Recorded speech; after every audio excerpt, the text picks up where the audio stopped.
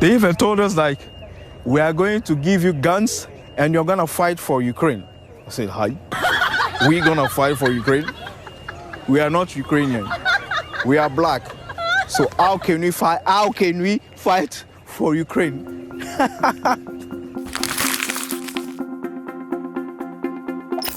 Alors, les Ukrainiens qui sont partis se réfugier en Angleterre, aujourd'hui, ne sont pas très contents. Oui, ils sont pas très contents. On a fait un petit rapport pour voir un peu comment ça se passe. Vous savez, évidemment, chez nos frères caucasiens, on vient un peu vérifier est-ce que ça va, est-ce que vous êtes bien installés et tout ça. Leur plainte en général, c'est quoi? Il y a beaucoup trop des Noirs dans le quartier et beaucoup trop des musulmans.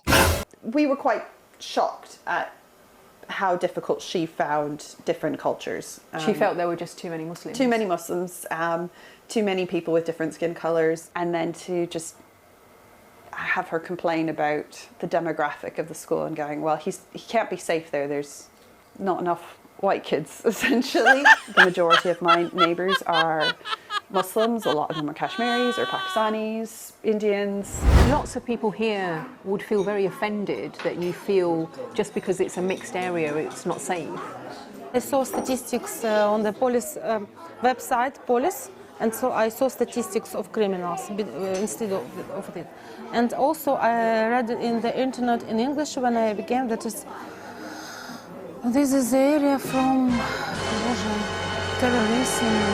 Oui, les Ukrainiens qui ont quitté l'Ukraine, ouais, c'est ça. Il y a quelque temps, à cause de la guerre, évidemment, ont été assignés à des maisons en Angleterre. Pour ceux qui savent, le gouvernement anglais avait demandé à la population d'accepter les Ukrainiens. C'est-à-dire, chaque famille qui accepterait une famille ukrainienne recevrait des subventions du gouvernement. D'accord? Des subventions permettant ainsi de pouvoir avoir dans sa maison des familles ukrainiennes. Et évidemment, cela a permis à ce que beaucoup d'Ukrainiens viennent vivre en Angleterre, au Royaume-Uni en général. Et ainsi, ces habitants, ces Anglais ont pu bénéficier des avantages venant du gouvernement. Donc les Ukrainiens ont quand même eu une certaine vie, une intégration facile en Angleterre précisément. Voilà, contrairement à beaucoup d'autres peuples, beaucoup d'autres réfugiés qui sont venus dans les mêmes conditions, si pas pire, quelquefois. Maintenant, c'est ces mêmes Ukrainiens à qui le gouvernement a donné la facilité d'intégrer la société anglaise ou UK, aujourd'hui disent il y a beaucoup trop de Noirs dans le quartier, il y a beaucoup trop de musulmans. Voilà, on n'est pas très heureux, ce n'est pas très génial. Voilà, malgré le fait d'avoir pris quelques kilogrammes en mangeant du English breakfast et des haricots anglais, enfin bref, c'est quand même... Voilà, c'est ça. Vous savez, on parle des problèmes des riches. Vous savez, le riche se plaint des trucs vraiment bizarres. Genre, mais il y a pas de calme ici. Il y a pas de vent ici. Pendant que le noir est en train de réfléchir comment, ou le pauvre, lui, par contre, réfléchir comment les enfants vont manger, comment l'avenir va être. On va vous rappeler, il y a 1 an, Boris Johnson, à travers son pouvoir, a déclaré que chaque immigrant africain qui viendrait en Angleterre de manière illégale serait déporté au Rwanda. Vous vous en souvenez? Oui. On va vous renvoyer au Rwanda, donc ça ne sera plus comme dans le passé. Vous arrivez en Angleterre, on vous met dans un centre de triage où on va faire une investigation, faire des interviews pour voir si votre cause est légitime ou pas. Désormais, vous venez en tant qu'Africain en Angleterre, on vous ramène d'abord au Rwanda. C'est là-bas qu'on va trier, on va analyser votre problème. Et c'est à partir de là-bas qu'on va décider si ou seulement si ton cas est acceptable ou pas. Même si, bon, enfin, il y a des gens qui te cherchent pour te finir. C'est là-bas qu'on va traiter ça. Et si tu n'es pas heureux au Rwanda, eh ben rentre chez toi. Boris Johnson l'a présenté. Mais contrairement, en contraste aux Ukrainiens qui ont été... nous sommes très heureux pour eux, il faut le dire. Nous sommes heureux pour les Ukrainiens qui ont été acceptés. Évidemment, ils vivent une guerre atroce. Mais les Africains n'ont pas eu ça. D'accord, okay? Ce n'est pas une question de comparaison. Seulement, rentrons encore un peu en arrière. Si vous examinez en Ukraine pendant que la guerre commençait, février l'année passée, beaucoup d'Africains vivant en Ukraine, étudiants, médecins, aspirants médecins, tout le bazar, ont essayé de fuir avec les Ukrainiens, quitter le pays parce que voilà, il faut sauver sa vie. Sauf qu'il peut. C'est difficile. Il y a des bombes qui tombent. Enfin, tout le monde s'attendait à ce que la Russie éclabousse, détruise, assujettisse à coups de marteau l'Ukraine en très peu de temps. Mais bon, les choses étaient différentes. Beaucoup de personnes ont essayé de fuir. Il y a des jeunes personnes qui ont essayé de quitter, prendre le train, à qui on a demandé, vous ne partirez pas. Il faut attendre. Il y a une jeune Nigériane précisément à qui on a dit, tu ne partiras pas. Il faut attendre. D'abord, la priorité, c'est les enfants et les femmes. Mais elle dit, moi, je suis une femme. Elle a dit, non, nos femmes d'abord. Ils sont restés là. The Ukrainians said, just Ukrainians, literally as a black person. I even lied that I was pregnant. They didn't care. I was begging. The official literally looked me in my eye and said, in his language, only Ukrainians, that's all. That if you are black, you should walk. If we went on social media, everybody was talking about how Africans were being treated in Ukraine as they fled this conflict. Man, these people left without taking the blacks, man. None of the blacks, man. See. These are the black community here. We are not allowing any black people to enter inside the gates. We are all here. It's only Ukrainians that they are allowing in.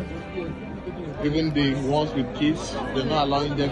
Beaucoup ont été coincés dans les, on appelle ça baudes, dans les frontières de sortie. Ils n'ont pas pu entrer parce qu'il fallait attendre derrière la ligne de gens. Vous avez vu les vidéos de beaucoup d'Africains qui sont pleins. Certains Africains à qui on a essayé de forcer de prendre des armes. Ouais. Il y a des Africains à qui on a dit vous allez aller à l'armée combattre pour l'Ukraine.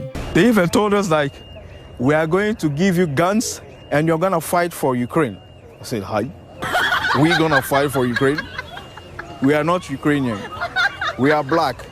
So how can we fight for Ukraine?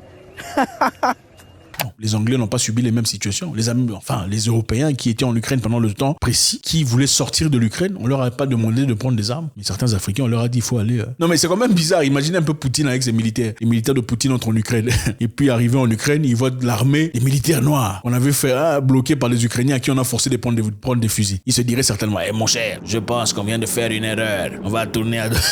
Donc les Russes voyant les Noirs devant eux. Donc c'est ça. Le traitement des réfugiés ou des partisans ou des Africains vivant en Ukraine à l'époque n'était pas adéquat. On a vu des textes venant de New York Times, de Euronews, des entreprises réputables, des entreprises reconnues et respectées qui l'ont dit. C'est vrai qu'on n'a pas parlé avec emphase, on n'a pas fait beaucoup de bruit à cet apport, mais beaucoup d'Africains n'ont pas été traités correctement. Okay? Et aussi, le premier ministre bulgare a fait mention d'une histoire très, très incohérente, disant justement si vous vous posez la question pour savoir si c'était raciste ce qu'on faisait ou pas, le tri était raciste ou pas, parce qu'on acceptait les Ukrainiens dans les pays étrangers à côté, à droite, mais on n'acceptait pas les Noirs pendant qu'il y avait la guerre en Ukraine. Vous comprenez? On acceptait les Ukrainiens dans les pays d'Europe, mais on n'acceptait pas les Noirs qui vivaient la même guerre. Le premier ministre bulgare l'a dit ouvertement. Il a dit bon écoutez, ça ce ne sont pas des réfugiés comme nous sommes habitués. Ils ne sont pas des réfugiés comme ceux à qui nous sommes habitués. Ceux-ci sont des gens intelligents, des gens avancés, des gens cultivés pour séparer les Ukrainiens des autres réfugiés. Bon, c'est à vous de tirer votre propre jugement, c'est un peu ça. Mais ici le problème c'est quoi? La réalité ici ce sont les Ukrainiens à qui on a donné ce faveur, cette possibilité de vivre en UK, en Angleterre. Aujourd'hui se plaignent, disant que voilà, il y a beaucoup trop de Noirs ici chez vous. La vie n'est pas bien, c'est pas très